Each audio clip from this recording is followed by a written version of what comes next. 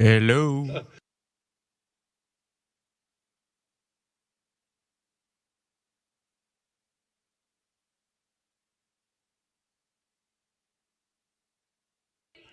Who's the go-to winner?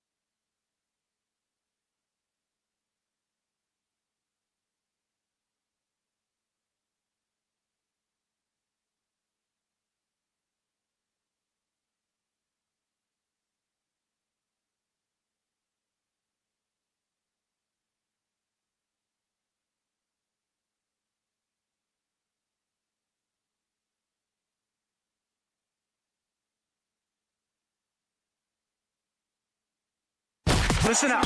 Let's go, let's go! Welcome to Trojans Live, the exclusive USC Trojans coaches show. From the 4-yard line, and Branch slowly working up the field. That turns on the Jets. Looking for a block at the 50 and gets it. Down the sideline to the 40, 30. Cuts it back in at the 20. He's going to go all the way. 96 yards. Zachariah Branch.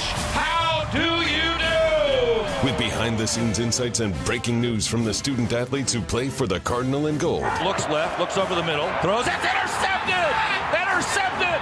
Corey Foreman with the pick over the middle, and the Trojans are going to win! Trojans Live is presented by Monster Energy. Unleash the beast. Now, live from Los Angeles, here are your hosts, Jordan Moore, Sean Cody, and Max Brown.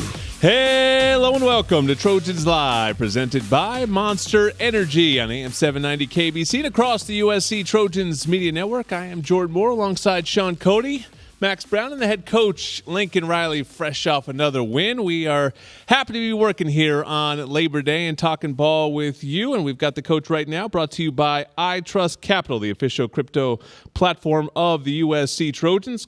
Coach, fresh off the practice field. No holidays for the Trojans in season. I want to start with the defense, Coach. I mean, it was obviously an all-around great performance on Saturday, but you got down on the depth chart. You got a little thin at inside linebacker, but John and Shane, to our eyes, looked like they stepped up. What did you see from those two guys? They did. Both guys played well, handled the reps well, and yeah, it was. All of a sudden you look up and you don't have two guys in tackle gets ejected. They're pretty early on the helmet-to-helmet shot, but I don't think there was really any concern on the sideline. I mean, you got two experienced guys, two guys that we trust very much that came in there, handled it well. They ran the defense well. They really communicated with some of the different motions and shifts and all that was thrown at us. They both tackled well. And you saw how well we played against the run. I mean, we really made them one-dimensional the entire game, and those two guys were a big part of it. There was concern in the booth, Sean.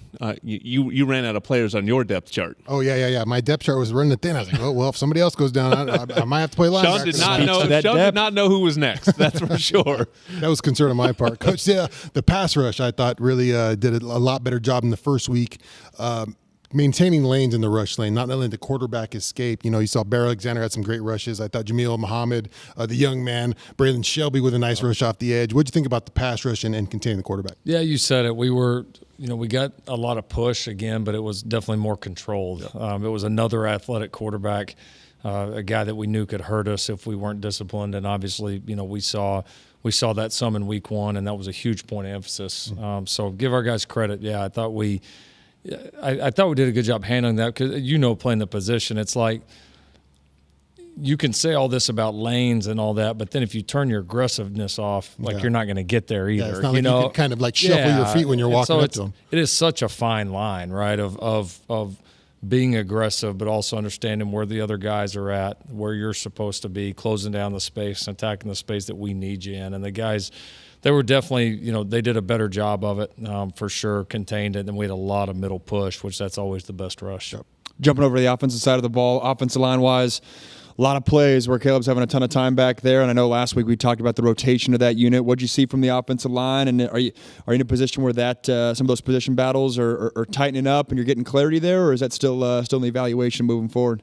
I mean, we're getting more clarity, but there's certainly still some evaluation to go. We played, obviously, a little bit tighter on some of the units. I thought you saw some of that continuity benefit us as the game went on. We did play, a cleaner game in terms of assignments. Still not real jacked about all the penalties that we had up front. That was probably the biggest negative. But guys graded out well. Guys that we played hard. We played pretty physical, and assignment-wise are much more sound. So I do think there are some guys, settling in and starting to play better. But we still think our best is quite a ways out there. You're listening to the head coach, Lincoln Riley, on Trojans Live. I wanted to bring up Jalen Smith. I don't think a guy that gets talked about enough. I believe he led you in tackles in the first game. I think he had 2.5 tackles for loss in the second game. Not only him, but I kind of wanted you to elaborate a little bit more on the modern-day defense and how important that nickel position has become, because it wasn't that long ago where that was just sort of somebody came in really obvious passing situations. Now it's a guy that's just a staple part of your defense. Yeah, and pretty much every defense that you see, the nickel is a big part of it, and that's been over time one of the defense's adjustments to seeing more spread sets, right? Is to get kind of that hybrid guy out there that's kind of a that's got half DB, half safety, half linebacker. I mean, that does a little bit of everything, honestly, and they're tough guys to find. You see some teams that play with a maybe more of a safety or like a lean outside linebacker body. Some people do that. There are some coverage limitations there. And then you're seeing a lot of teams like we do that play it with more of a defensive back, a cover type body that gives you ability to play some man coverage out there. And then also, but you want a guy that can blitz and that can fit the run and also take on some of the responsibilities of a true linebacker at times. And yeah, Jalen's done a good job. That's a position coming out of last year that we felt like was not productive enough. That position, I mean, you're at the point of attack in a lot of ways, right? You're on slot receivers, you're blitzing, you're in run fits. I mean, you're in the middle of the field in some of the zones. I mean, you're really kind of in the middle of all of it. And for us to be the defense that we believe we can and we're striving to be, we need real production out of that. And it's been good to see some great production here in the first 2 weeks.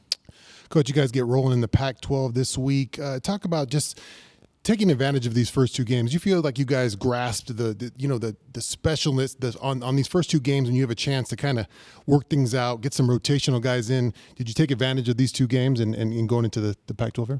I feel like we did, but I mean, we're getting ready to get challenged in a lot of different ways in what's going to be a really deep and very talented league, and so there's some new faces, some new coaches, some new players in this league, a lot of returning really good players. We're getting ready to face an entirely, basically an entire new staff here at Stanford, and Coach Taylor and his group have done a really good job, had a really good season opening win at Hawaii. And there's a lot of new faces on this team. This is a very, very different Stanford team, both personnel, coaching, schematically, than the one we faced last year. And so, I'm glad that we've got two under our belt, and I do think we've learned and progressed, but the challenges are still there. And we've really pushed our guys that you're getting ready to go attack a great league, and you've got to rise up. And the level of preparation, the way that we practice, everything that we do has got to take a step up, because our opponents, the challenges that are coming up starting here this week are going to be at a higher level. And the great ones respond to that. And Caleb's been playing at a high level these first two games, and it's two games where he's had explosive play off of scramble drills or scramble type of rules. I know that's a drill in a practice period you always emphasize, but has the emphasis changed because of Caleb's skill set and his mobility and his ability to extend plays in the pocket? Maybe how has it changed since you first became a head coach a decade ago to where football's at now, where the quarterback's even more mobile? Yeah, I think what you get more of now, traditionally you would work a scramble drill and, you have a route combination out there and the quarterbacks either go right or they go left and everybody kind of works their routes and that's that. Now it's, you actually have to work, like go one direction, put the timer on, and then go back and then go back the other direction and then maybe back to the original direction again. I mean, there's so many moving parts, but I do think our guys know that in those scenarios where he starts to create that there's going to be opportunities, and if they can get to the right spot and be aggressive to those spots, that there's a pretty good chance he's going to find them. Yeah, just get ready to make a one-hand catch, Jordan. Just get on the sideline and get that one arm ready. One tough moment from the game was when Gino Quinones went down. Hopefully he'll get better. I don't know if you have any news there, but the initial reaction was, he's in a guard battle, and then when you played the backups, I thought, he was your backup center last week too. I'm wondering how many guys you have trained at that spot, because it seems a little bit harder to plug in guys at center than maybe it is at the other offensive line spots. It is. It was a big concern, last year. We've really worked hard in the offseason to develop more bodies. Gino was one of those. Andrew Millick's taken a lot of snaps, especially last year. You got to see Killian play some this last week, and Killian played very well. And then we've got a couple of those starters that have the ability to pop in there and play center as well. So we've really worked hard on the depth. Hopefully Gino will be available for us here at some point. But if not, I think we've got enough good options ready to go. We got to see all the facets of Marshawn Lloyd out there on display this weekend. You got to see him. You watched film of him last year, and you had dynamic running back, but you didn't know he could catch the ball to the backfield like that or block like he threw that block for Taj Washington. Talk about all the layers to his game. Yeah, he played well. He was our offensive player of the game. Just thought he really. He settled down a little bit. I think he was so excited and so into it the first game, even though he's played some college football. It really was until the second half of the San Jose game that he started to kind of find a groove. And, he played, I thought, much more in control this game. And then you see once he gets out in the open field and cuts it loose, there's some unique explosion. And, you love seeing, like you mentioned on Taj's touchdown, the high effort plays. I mean, that's what wins. And a guy like that to be playing as hard as he is, you can tell how bad he wants to win and how bad he wants to compete. Well, we've got a big one coming up on Saturday, a primetime showdown, USC versus Stanford. That's a 7:30 kick in the Coliseum. It's going to be electric on Saturday night. We will go on at 5:30 with the Trojan Tailgate Show. Max will actually be joining us this week on Saturday. Yeah. Max 3. We got a nice warm-up in, then Max comes in to join us when we're in prime condition. The coach will be here for one more segment. A reminder that Monster Energy is the official energy drink of USC. Unleash the Beast. Back with more of Trojans Live next.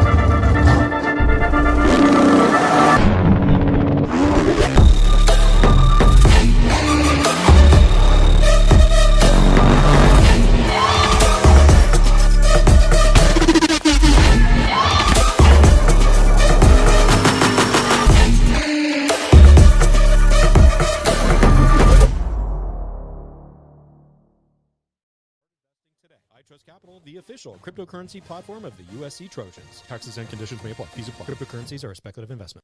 Looking for the play of the day? That's easy. Fight on to victory with USC and fly on faster with ONT, the fastest and easiest airport experience in SoCal. Not to mention, Ontario International Airport has over 65 nonstop flights to more than 20 major destinations with less traffic coming in and out. In other words, getting here is a breeze, and so is following our Trojans anywhere the season takes them. Because let's be honest, faster is always better when it comes to your airport. Start planning your next journey today at SoCalSoEasy.com. It's like getting a degree in Trojan athletics without the tuition. It's Trojans Live on your home for Trojans football, AM 790 KABC. Trojans Live is sponsored by Pechanga Resort Casino, proud partner of USC football. Jordan Moore, Sean Cody, Max Brown, and Lincoln Riley joins us for one more segment. And, lots more to talk about. So many people contributed, but one guy that I wanted to get to was Taj Washington. He's a guy, I'm not sure a lot of us knew how he would fit into your offense. He had played here before, so he's a guy you inherited. First drive of your first game last year, he was out there making plays, and it was like, oh, okay, you like Taj.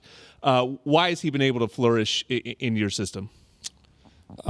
Mainly because he's one of the most unselfish players that I've ever coached.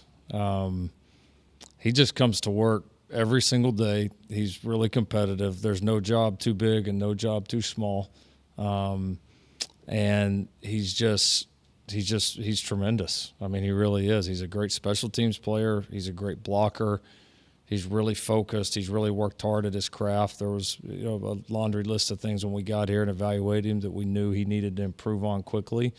And we laid those out for him in the plan, and then he just takes it and runs with it. And he's one of those guys, he's never been in, not once has he ever come to my office saying, can I get more plays? Can I get more touches? Can I get more of this, more of that? He just goes and works. And he'll have the same look on his face after the game if he played 20 snaps and caught 2 balls, or if he played 80 snaps and caught 12 balls.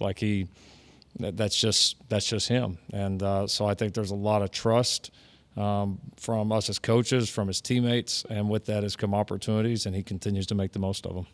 Coach, you got another player back this last week, Michael Jackson. He was able to contribute that touchdown. What's it like to get a player like Michael Jackson back in the fold? It was good to get him back. Yeah, he'd had such a good camp, and then had just a real minor injury kind of late into camp that we knew had a chance to maybe hold him out for the first one. But did a good job, got back quickly, and really picked up kind of right where he left off, and obviously had a touchdown and a couple other nice plays in the game. So, he really closed the season for us last year. Mm-hmm. He was an important piece when we had several guys go down and got pretty thin in that receiver room. He was a huge part of that late season run, and we feel like he's really improved a lot and has a chance to be a big part of our offense. Did you know he was going to break out the that was good. Michael Jackson? That was good. It was. There's some celebrations I'm kind of like, but like that one's like you get to tip your hat a little bit. Now it's got to happen like every time. It's got to be his thing. Yeah. Back to Taj real quick. I could be totally off with this, but did I hear right in the post game? Did you call him Chef? Is that the nickname? Where's that come from? Yeah, he's a chef. He's got actually I think a YouTube show that seriously? That he does it. And he's cooked for the team. He's cooked for the staff a couple of times. That's one of the things he wants to do when his career is over. Like he's very serious into it, and he can cook anything. I mean, it's even stuff that's out of his comfort zone. Like he kind of figures it out. He's really into it. Wants to have his restaurant and the whole deal. And he will be just like he is at everything in football and everything else. Like he's insanely talented and a hard worker. So he will be. I have a prediction. He'll be one of the world's best chefs here at some point. What did he cook for the staff? Oh, that is a good question. I'm trying to remember. He's done it a few times. He's done like kind of the typical soul food meal for us, which was awesome. And he's cooked a lot for teammates. He does he can do kind of the Cajun side of things as well. I mean he's he's really, really good. Is it him banging on your door like, Coach, let me chef it up, or is it you like, hey, I need something to eat? Well, some of the teammates or some of the guys on the team told us how good he was, so then we've had a chance to be able to try him out a little bit. Yeah, he's legit. Can we get a catering job here? What's going on? That's right up your alley. Sean had a former teammate, Lawan Ramsey, Yeah, on your defensive line, who became a professional chef and a famous chef. So, multi-talented people here at USC Athletics for sure. Speaking of multi-talented, Christian Roland Wallace, forgetting the weird situation that kept him out of the first half.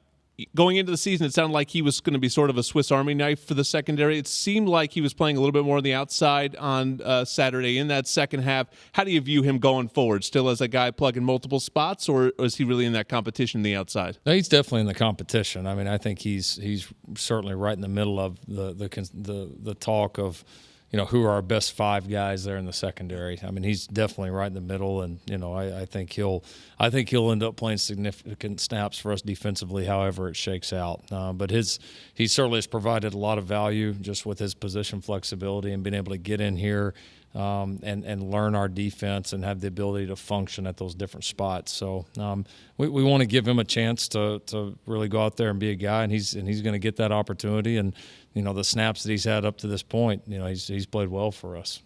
Coach, you hit on Stanford a little bit, but maybe dive a little deeper into what they brought. You finally get to see an opponent who you've got some film on against Hawaii. What do they bring to the table this weekend? Yeah, well, it's not going to be the Stanford offense of old. No. That's power eye. Yeah, a little bit different now. I mean, that's certainly more of a kind of spread up tempo offense that Coach Taylor and those guys have done a great job with, and been doing a great job for a long time with. So they've got a dynamic quarterback, young guy that's played very well for them. They've brought a few new players in and some guys that really pop on film, and they moved the ball well last week. Defensively as well, a lot of newcomers to the defense, a lot of new players, a couple young guys that played a lot for them last year that you can tell, at least in one game, look like that they've improved. So, but they're two drastically different systems on both sides of the ball. Last year's tape is basically meaningless to us. It'll be a whole new challenge, and obviously Coach has a great reputation, and they're off to a great start, and you can tell they're really playing hard for him. It's a different scheme, but feels like their go-to player is still at the tight end position, and Benjamin Jurasik. How unique is that from a game plan perspective, facing a team where, hey, maybe their best skill player is a tight end when most of the teams you're going to play, it's going to be a running back or a receiver or their quarterback? Yeah, the great ones are challenging, and we played a couple of really good ones, obviously, last year. I mean, the great ones, you see it in every level of football, whether it's college, whether it's NFL. I mean, probably the toughest guy to stop in the NFL right now might be Kelsey, and some of the other guys that play that position that are just so – the matchups are just so difficult, and great tight ends. You feel like, they could potentially have a matchup no matter what you end up doing defensively, especially the guys that have the great combinations of size and athleticism. And this guy we're getting ready to play Saturday is really good. I mean, he's certainly one of the best ones that will play all year, and being able to contain him will be a big key to this game. Well, Stanford is USC's oldest rival, and we don't know when the next one's going to be after this. So let's make Saturday a special one. Get to the Coliseum, fill it up, usctrojans.com/tickets if you don't have them in hand already. Hey, Trojan fans, did you know the Ralph's app gives you easy access to weekly sales and personalized coupons? And you can earn field points, too. Check out the app today and save while you cheer us on to another great season. Ralph's, proud partner of USC Athletics. Shane Lee stepped up in a big way on Saturday. He's stepping into the Trojans Live seat next.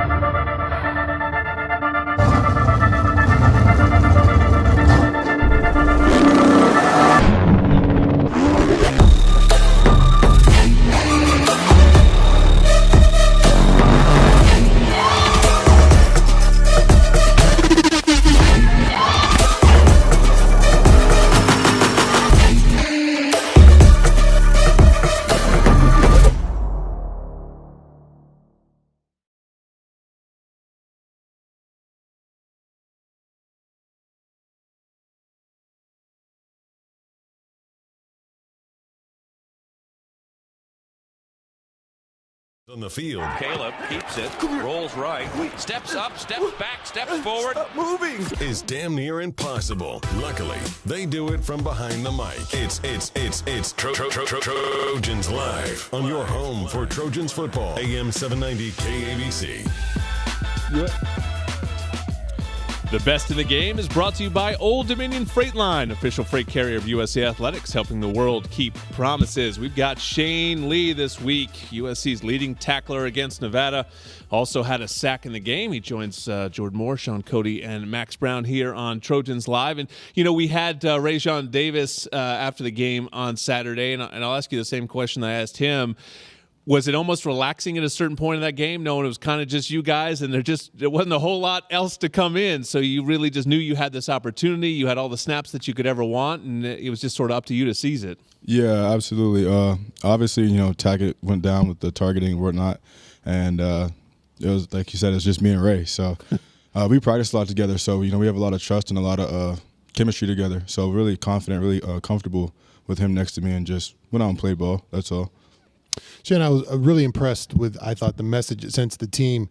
You know, you didn't get a chance, you didn't get much reps in the first game, and two guys go down, and the captain of their team has to come in, and you perform like that. What's the message you think it sends out your teammates when, hey, man, sometimes the ball's not always bouncing your way, but when I get in there, I'm going to show out? Yeah, I mean, that's really the message that we've been trying to instill since last season, right? It's like just how you respond to any adversity or anything that you're faced with. You know, things don't always go your way, and that's just the story of life. That's for everybody. Yep. And it's always an opportunity to overcome and overachieve in that respect. So just go out and, you know, just give it your all no matter what you're doing. So, what's it like looking backwards where you transferred here and I mean, you wanted to build up this defense, and it was a defense that was thinner, and then you fast forward just 12 months, and it's a loaded linebacker room. It's deep. It's a lot of guys that they're probably thinking, hey, I should be that starting guy. When you look back as a leader, what's it say about how far this program's come in such a short time? Yeah, I think it's really cool to see that, you know, from the first year to second year, like how much depth, you know, we've gained, especially for me in my room. It's like night and day. And so you got a lot of guys and a lot of people that play differently, come from different places, understand the game differently. And so, like, it allows you an opportunity to see the game from a different perspective, understand it differently, you know, and just watch guys and kind of steal from their game. I think it's just going to elevate everybody. And it's not just in the linebacker room. You know, it's D-line, it's back end, it's offensive guys as well. So it's been really good for our team as a whole. You're listening to Shane Lee on Trojans Live, two-time captain. What did it mean to you to have, you know, that vote go your way again and to get that vote of confidence from your teammates that you are a clear leader on this team? Yeah, that's the best thing, right? Because it's from your teammates. Like, it's the guys that you're in there with every day. You know, just literally you're doing everything with them. And so to know that they look at me like that, you know, just because I got it last year, I didn't necessarily think I was going to, you know, I didn't know I was going to get it this year. And so it just kind of reminds me you're doing something right. People are watching you. And so to keep on, you know, doing whatever I'm doing and kind of keep improving on that. Linebackers had some great rushes, man, on Saturday. I was watching you guys rush the quarterback a little bit. You guys like to rub it in the D lineman's face when you guys get a sack. You had that big celebrations. The guns were looking swole. You rub it in the D lineman like, hey, I got a sack. I might rush 3 or 4 times a game. You guys are rushing all game. What's up? Yeah, man, I passed up Jack on that sack, man. He kind of got on me a little bit. He was like, I had him, and, you know, you just blew past me. I'm like, look, man, first come, first serve. So you got to get there. But, you know, it's just competitive. You know, that's the way it should be. When you look at the Pac-12 conference at large, a lot of good quarterbacks top to bottom. Do you guys talk about that defensively in terms of what's in store for this team moving forward? I know it's a week-to-week mindset, but just big picture, how much more difficult it's going to be to play defense this season? Yeah, we definitely gone over it and adjusted as a defense. Like, it's definitely summertime, you know, going out with your, you know, PRPs or whatnot. It's just knowing that you're going to, you know, 7-on-7, there's nobody rushing the quarterback. They're not moving. But, you know, you look at the schedule and there's guys that can get loose. And so that's something that you keep in mind. It's something that when you're practicing, you know, you always focus on knowing that even in the run game, in the pass game, like, these guys can move. And so you got to always keep that. Offenses used to play with, you know, 10 people essentially with the quarterback not being mobile, but it's 11-on-11 now. So you got to really, you know, be sound run defense and everything else. So, Shane, from the moment you got here, I heard words that this guy's a monster in the weight room and just such a leader in that space. This year, you know, Coach talked about it a lot. Seems like a lot of guys are following you down that track, that you know, bodies are changing, the team's getting bigger, more physical. What's the culture like in that part of the team right now? Man, I'll point to the offensive line room for that. Like you'll see those guys, and it's they're deep. It's 10, 12 guys down there, and they're in wife beaters getting jacked, man. And it's like a whole nother lift in the summertime. Those guys are coming back, putting in hour, 2 hours all together, and like just the offensive line room. Linebackers do it, but I don't know. I got to give the credit to the O-line. I think they really lead the charge with that, man. They do a fantastic job of sticking together and just being down there, just putting in work. Like, I've never seen anything like that anywhere I've been. So those guys are different breed when it comes to that stuff. Yeah, we saw Voorhees at the combine put on a show with one leg. Clinic. Yeah, those guys are different, man. Big dudes. Shane, I stay socially media. I stay pretty active on the social media, and I see you all over the place, man. You got a lot of things cooking, man. Especially, I saw you with Taj. Speaking of Taj Washington cooking, I saw you at the Rex right there, getting a little chef lesson in the back, man. What's that like in the kitchen? Oh, that was awesome, man. It was a super cool experience to get to be at the Rex and cooking these huge 40-ounce tomahawk steaks, and they brought out some Wagyu for us. Were you into it for the cooking, or just trying to get that good food? I like to eat, so I'm always in it for the food. But so let Taj cook, and you could. Yeah, I mean, it was cool though. They gave us it was an opportunity to learn. They taught us a lot about sourcing the meats, where they come from, like why is it called whatever it's called, and it was a really cool learning experience. But yeah, the food's great. I can't lie. How do you take your steak? Medium rare. Yeah, the boy. There was only one correct answer to that question. Just want to make sure you had it in your locker. Speaking of off-the-field events, we did a special on Pac-12 Network of the career development exercise you guys did in the summer of going to CBRE and some of those movements. I feel like I always see you there at those events. Obviously, you're going to ride out football as long as you can, but aspirations beyond that or plans beyond that for your future? Yeah, I'm a business guy, so my mind goes to marketing, and since I've came out here, I've kind of started getting more into like real estate and things like that. But yeah, just something in the business space, and they do a great job of exposing us to that summer times whenever we have free time. So those events are always cool to kind of just go out and get that exposure. Such an impressive dude. We're happy for you, Shane. Way to ball out on Saturday. Looking forward to USC versus Stanford. Shane Lee out there this week. When you've got good beer and good vibes, it's all Buenas. Don Buena Veza Salt and Lime Lager is Baja inspired and imported from San Diego, located near you at find.stonebrewing.com. And our Women's Spotlight is brought to you by Sprouts Farmers Market, open 7 days a week. Visit your neighborhood Sprouts for good-for-you groceries and great prices on the freshest produce. We don't have any Women of Troy on this episode, but there's a huge week this week for all the fall sports. So women's soccer is at home. There's a gold out for women's volleyball on Friday night, so come on out to campus Friday and Saturday this week, all weekend long. We are going to take a break from football and talk about men's water polo. They play at 1 o'clock on Saturday. Carson Kranz is next on Trojans Live.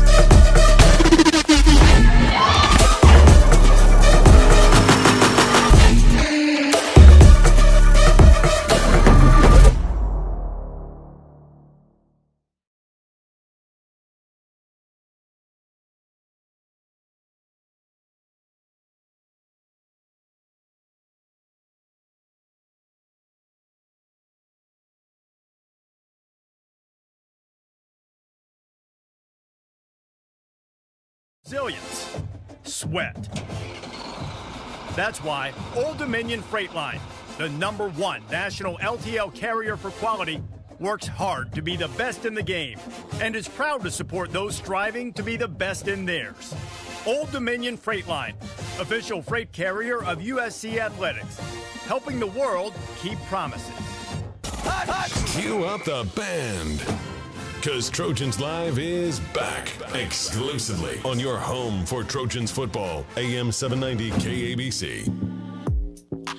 Don't wait until game time to plan for retirement. Open your free iTrust Capital account today and get your crypto IRA. iTrust Capital is the official cryptocurrency platform of the USC Trojans. Jordan Moore, Sean Cody, Max Brown, and Carson Kranz joins us now, senior on the men's water polo team. Always one of the most dominant programs at USC. It appears to be the same this season. 4-0 start, but competition ramps up this week as you host Cal on Saturday, part of a great day. People can watch that Cal game at 1 o'clock before they go over to the Coliseum. How's the squad looking so far? Squad's looking good. We're a young bunch group, but we're a really close-knit group this year. I think I'm really excited to – obviously we had a 4-0 weekend. Great to see all the guys come out and really put together a good weekend of water polo. The last game we struggled a little bit, but I think throughout the season goes, we're going to continue to see improvement. And, we have a good group of core seniors that are leading us. So looking good so far, and we're super stoked for this weekend, yeah.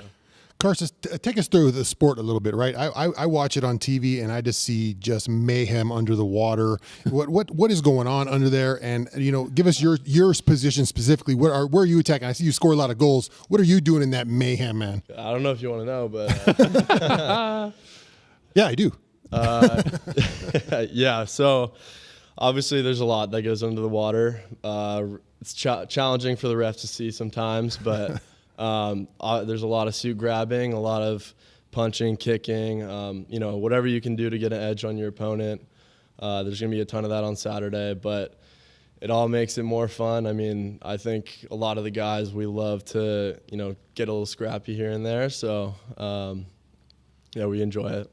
But this Saturday, you're hosting Cal, a little rematch of last year's final. What are the emotions this week like gearing up for that one? Yeah, obviously last year it was a tough ending, but this year we're super excited. One of our goals this year is to be undefeated at home, which we were able to complete last year and do successfully, so we're looking to do that again. I think, Cal is obviously a very talented team, but I think, the visualizing mindset that we have going into this is we're super excited, and playing at UTENGSU is very tough for any opponent that's going to come into our home pool. So I hope they're ready because I know we are. Yeah. You're a local boy. Hermosa is your hometown. You went to Loyola, which is right down the street. Was it always USC for you? Yeah, I kind of knew that from the get-go. When I was doing my recruiting and all that, taking official visits, whatnot. USC felt like home to me, and I always knew that I was going to come here. So UCLA might have been interesting for a little bit, but I think I chose the right place. So saw a little hoops background, not just water polo in high school. Little hoops background. What position were you playing on the basketball court there? Yeah, I was a baller for a while. Yeah.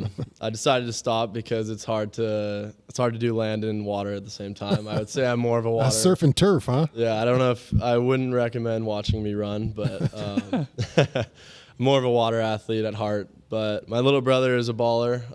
He's probably watching this right now. All right. Coach Pinta loves basketball. I know Jovan loved basketball before him. Do you see similarities in the sport? I always remember them sort of making comparisons to Magic Johnson and just the vision and being able to distribute the ball. Do you see comparisons in the two sports? Yeah, totally. I mean, you can see it in some of the plays we'll run on Saturday, but as far as an easy pick and roll, like we run those. It's called screens, in polo. All legal too. Nothing going on under the water, though, right? No, of course not. But yeah, there's a lot of similarities. Like I said, the pick and roll. I mean, there's defense, offense. Yeah, but You just have to tread water the whole time. That's the no look pass, 360s. Minor difference. You just have to tread water the entire time while you're doing all that. Yeah, exactly. You're not jumping the whole time. You're just treading water. So much is made of in football of guys like specializing in the sport versus playing multiple sports. Are you unique in the fact that you played other sports growing up, or is it guys that mostly just specialize from the second they get into middle school? I would say, I am a little unique just in the sense that I think having a background of a variety of different sports helps, in playing water polo. Because obviously it's not a traditional sport. I think it's not too common. So I think basketball really helped me, understanding spacing and, visualizing, the whole pool and everything. And so I think it really helps. Plus, yeah. You're listening to Carson Kranz of USC Men's Water Polo on Trojans Live, and there's some givens around here. One is that USC Men's Water Polo will be there at the end. Always seem to be in the NCAA title match. The other one that I don't understand, it always seems to come down to one goal. It's not that low scoring of a sport. The final last year was 13-12. There should be enough variance that every now and then we get a 5-6 goal final, but it always seems to come down to one goal. What are the small margins in this sport that you go back to one that didn't go your way last year in the final? That's the difference that you can look at. Yeah, I think, for example, the final last year. We were up in the fourth quarter, 4 goals, and I think it really comes down to mental strength and visualizing before the game, weeks before the game. I think that's really important and that's one of our goals this season is to be a third and fourth quarter team, to close out those games and to never let your pedal off the metal. And so last year it was unfortunate, but we're really excited for what's to come. So there's a lot in store for this team, for sure. Carson, how's the semester starting with school, and what are you studying? Excuse me. It's going good. I'm in real estate development, so enjoying that. Learning a whole lot about, the history of planning and development. It's one of my classes, so shout out to Carrie Mulio. Always good to shout out the professors, man. Never hurts. Yeah, but yeah, school's good. It's weird being a senior now. Freshman year was COVID, so it's kind of gone by pretty fast, but it feels good. I will say that. All right, little revenge game on Saturday at Utang Zoo that starts at 1 o'clock. If you haven't been to Utang Zoo for a water polo match, not only is the sport intense, wild, the crowd is wild. It will rival anything that happens at the Coliseum on Saturday night. So get out, make sure you get your seats in there early, and thank you to Carson Kranz. Cheer him on. Want the inside scoop on this game and all things Trojans? Be sure to sign up for the 3 Torches presented by Smart & Final. It's a free newsletter that'll hit your email inbox 3 times a week with game info, player insights, and more. Go to usctrojans.com/3torches and sign up. Keely Yor will join us next for our weekly football roundtable. This is Trojans Live.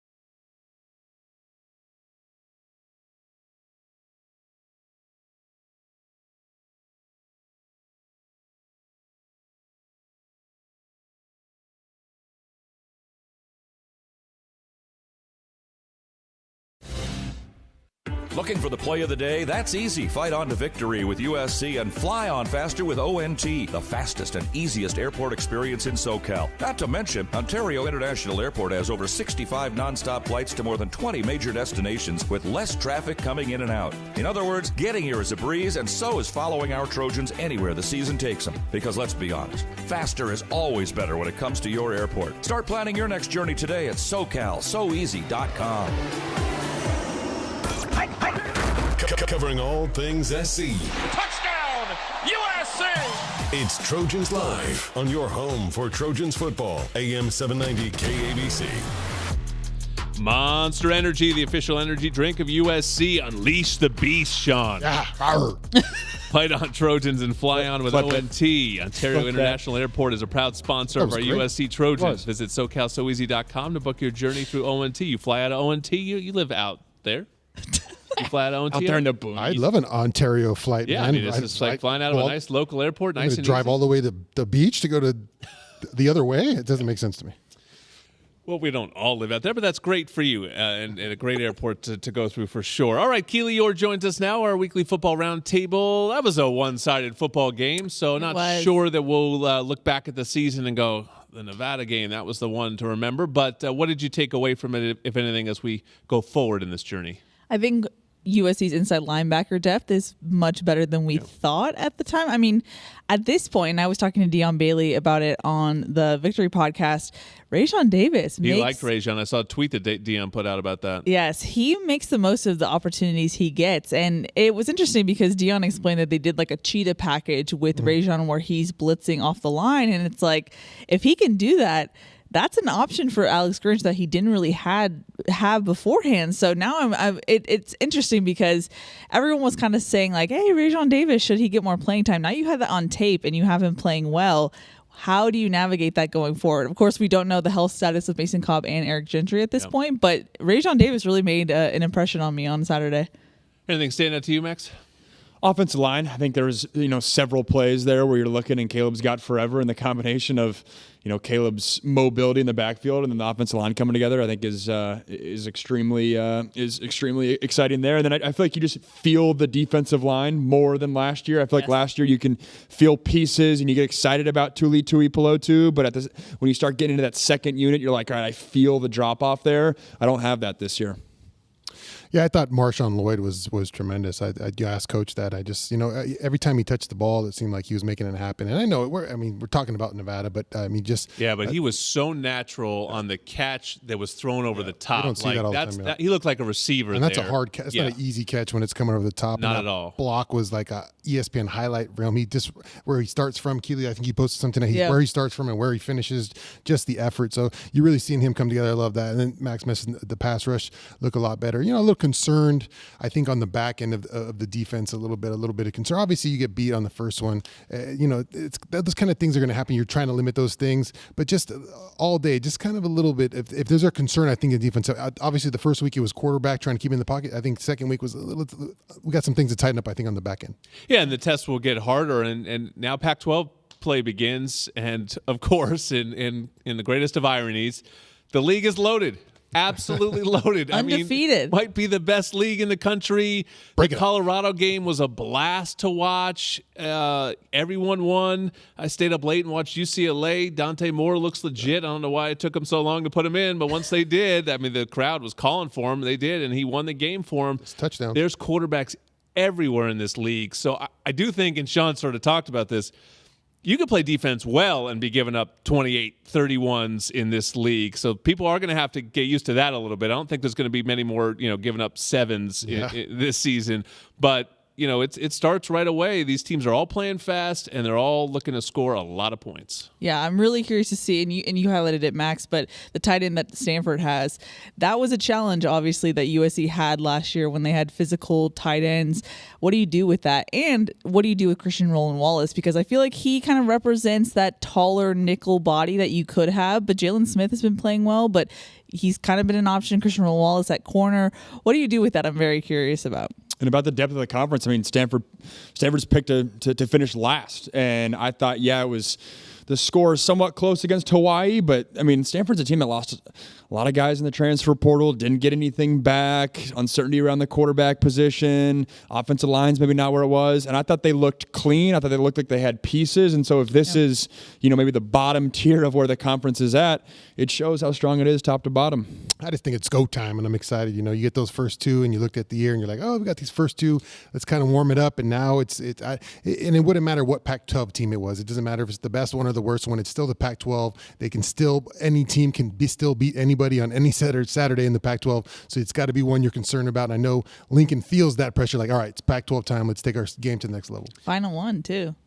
Yeah, and that sort of leads me to my next question is, does the Stanford game mean more to you? I would think particularly, the two of you at the end here, because it was so great in the last decade plus, that really the last, 10 to 13 years, whatever it is, 10 to 15 years, that it would mean a lot more to you at USC Stanford. Yeah, I mean, it's always been, in my time, if you will, such an amazing matchup, no matter home or away. And so the fact that this is the last one for the foreseeable future is, one, kind of surreal, but two, also, important. And Lincoln Riley said as much in his post-game press conference after Nevada. He was like, this is the last one. We need everyone out there in the Coliseum because we need a home crowd to kind of have the Pac-12 farewell tour, if you will. Yeah. Yeah, it's a rivalry. Obviously, historically, it's always been there, but it feels like football-wise, it ramped up to a new gear the past decade. Which, as Keely said, that's when we were here. And what's your deal? It all started. Yeah, what's your deal? A little rivalry there, a little rivalry at the quarterback throwback spot with Barkley and Luck, and then the guys afterwards playing at a high level, McCaffrey and some of the playmakers there, and then in the locker room too. I noticed it'd be interesting to get Deion Bailey's take on this. It unlocked a different gear with those guys. I see Deion's the perfect guy for that because he was the guy that was guarding those tight ends. He said so. Yeah, it was a different mindset in that locker room playing Stanford versus playing really any other team on the roster. Deion, I'll never forget this. Only time I've ever seen this in my time working inside the team was a player that didn't dress for the first half because he was hurt and appeared to be so motivated by what was happening on the field, suited up for the second half. And if I recall, that's what Deion did for the Stanford game. Because they were so down on bodies the year that they won. And Sua brought this up on Saturday when you asked favorite Coliseum moments. Yeah. But I think both Sua and Cody talked about that Stanford game. And that's the game. They were way down on bodies in that one. And if I recall, that's kind of a legendary story. Yeah, oh my goodness! I would have been like, hey, bud, where were you at the first half? We could have used you. Wow. Okay. This is going to be a text right after this. Same thing. Ask him about it. Ask him the real story behind it. But it was a truly epic moment. The fans rushed the field, and those games just were so physical. And it seems like Saturday is going to be a little bit different. Now these are two programs that are all about going up and down. But in its heyday in the last decade, it was just line of scrimmage football. Yeah, that's what I remember about it most. It was just how physical it was. I mean, when we played them, I don't remember so many memorable games. I think we were down at half. Yeah, that's why I asked you. Yeah, but you were down at half, like eye rolling. Yeah, how could we be down to this team kind of thing? As but it got an empty stadium up there in Palo Alto. But I remember coming back as an NFL player and watching the games, be like, man, these guys are really smacking out here. They line up in eye near, and it was just power. David Shaw, Harbaugh would they didn't care what you were going to do. They're just going to run at you. So it's a little bit different now, but it's going to be a fun last matchup, I think, in the Coliseum. Yeah, and I think a real opportunity for the fans. Maybe some of them slow playing this season, going, I think we're going to kill this team, kill that team. Well, this is Pac-12 football on Saturday night. This is a traditional rival. You have a top 5, top 6 team in the country. It's time to pack the house and turn up the heat. And get in there. Lincoln Riley said as much in our post game too, which was he said we need to level up and we need the fans to level up as well. So I think the home schedule the rest of the way is so good. Arizona's a really underrated team. Yeah. Utah's going to be an awesome game. Washington's going to be an incredible game, and then of course UCLA at the end. So there's a lot left on this home schedule for the fans. So look forward to seeing them at the Coliseum. Trojans Live is sponsored by Pechanga Resort Casino, proud partner of USC football. One more segment of Trojans Live to come on a Monday night.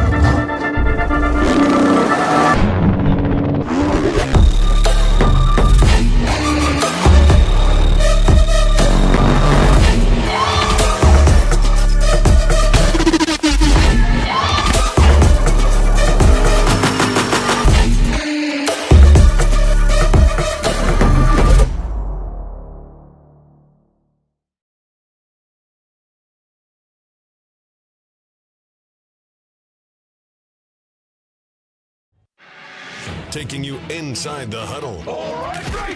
From the comfort of your car. It's Trojans Live on your home for Trojans football, AM 790 KABC. One final segment of Trojans Live on a Labor Day Monday night. Trojans sit at 2-0. They will host Stanford on Saturday night, a lights-out game. So make sure you download the USC Trojans Game Day app if you're going to the game. Be part of that lights-out new tradition at the Coliseum as the team enters. It should be a fun one on Saturday. Jordan Moore, Sean Cody, Max Brown, Keeley. Your over-under is presented by Pechanga Resort Casino, proud partner of USA Athletics. Not a true over-under tonight. But sometimes I ask these questions just because I kind of want to know what. Wait, it hasn't been a true over/under. Last week was. Okay. Last week was. You play the game. I'll host the game. We had to change the rules because of you. Like we were confused. An easy one. It's an easy one, but it's a hard one. It's my most anxious segment here. I'm so nervous. Who will lead USC in sacks this season? Because I have watched 2 games, Sean, and I have no idea. Yeah, you know who's. Big Bear has, I think, caused the most. He's been the most consistent pass rusher with just winning one-on-ones. Hard to do it from the inside unless you're Aaron Donald. Yeah, and hadn't even paid dirt yet because it's some of its luck. Technically, it's half a sack in the season. Yeah, so it's hard sometimes. You could be the best pass rusher out there and not get a sack. So it's tough to tell so far. He's been the best pass rusher by my eyes, other than Jamil Muhammad with some pass rushing. That's what I was going to say. I'll go Jamil Muhammad just because third down situations, him standing up, ears pinned back, like that to me, it feels like a roster where it's going to be a bunch of guys have like 2 or 3. And he's the one with 3. 5.5 might do it. Yeah. All offseason, we kept getting questions on the podcast, who's the underrated player. I kept saying Jamil Muhammad, so I got to stick with my prediction, Jamil Muhammad. Yeah, and I'll go with Jack Sullivan because he's been in on it. Shane Lee mentioned that that Jack had a sack there that was taken away from him by Shane. He's the one that at least has the back of his baseball card has some production in that area, and so maybe he'll just get to that 5. I mean, I think he had 5.5 at Purdue last year. He'll get to 5.5, 6. That might be enough. So the back of his baseball card. That was I like great. that. I'm gonna steal that. That's a good reference. I like that. Well, they used to say that ultimately a guy will do what's on the back of his baseball card. Like he gets off to a slow start. Those numbers are going to come. So we'll see. Anyone stand out? Give me a sort of one-word answer in the Pac-12. Who is the contender you're most worried about? Goodness. That Washington offense looks explosive, man, in terms of fire. Oregon. Colorado. Oh, wow. You think Colorado is legit? You gave me 20 seconds, Jordan. Trojans Live is a production of USC Sports Properties and Playfly Sports. Our executive producer is Drew DeHart. Our producer is Rick Cutler. He also joined us as the engineer here tonight, and Herman Aguilera back at the studio. We love chatting with you all on YouTube. Watch all our shows all season long right there, USC Athletics on YouTube. Fight on, everybody. You can't spell victorious without USC. 4th and 9. This is the ball game. Takes the snap, steps up in the pocket, throws for the end zone. It is caught. Touchdown, USC. Trojans Live was presented by Monster Energy. Unleash the beast. Make sure to check back in next Monday night at 7 for more Trojans Live. Exclusively on your home for all things Trojan, AM 790 KABC. And follow us on the USC Trojan Media Network. Trojans Live is an exclusive presentation of Playfly Sports on AM 790 KABC and the USC Trojan Media Network.